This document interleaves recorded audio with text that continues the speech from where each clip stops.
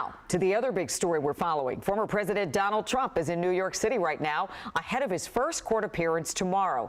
In about 14 hours, he will make history as the first former president to be arraigned on criminal charges. Yeah, and tonight we do have a better idea of what tomorrow will look like. Adam Longo is in the newsroom to bring us up to speed.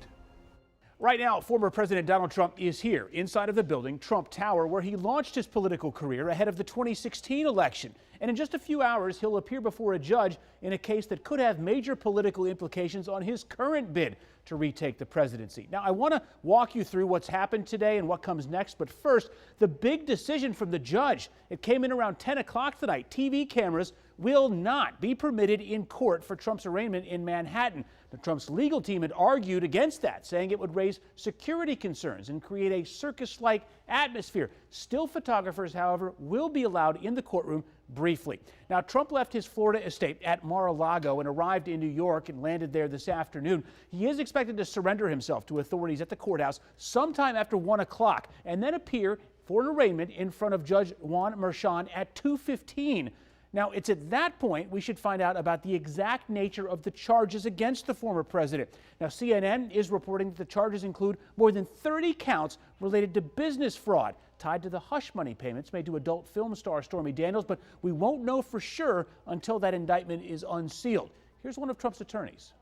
We will very loudly and proudly say not guilty. I very much anticipate a motion to dismiss coming because there's no law that fits this. Had he been John Smith, there's no scenario where he'd been indicted.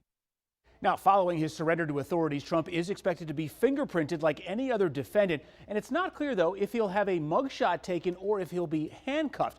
After the arraignment, Trump is expected to return to Florida, where we're told he will address the charges in a press event scheduled to take place at 8:15 in the evening. Adam Longo, WUSA 9. Security is tight in Manhattan right now. Trump Tower is surrounded by barricades, police, and Secret Service. The NYPD says there are no credible threats to the city. Still, the department has ordered all 35,000 officers to be in uniform and on standby. So what safety precautions are being taken here in D.C.? We spoke with D.C. Police Chief Robert Conti about that on the news at noon. So we're coordinating with our federal partners in the National Capital Region. As you know, we deal with First Amendment assemblies oftentimes daily here in the nation's capital. So we're monitoring very closely. We're in contact with our partners in New York, just as things continue to unfold as the arraignment moves forward tomorrow. But our department is prepared to address anything that we may see here in the nation's capital.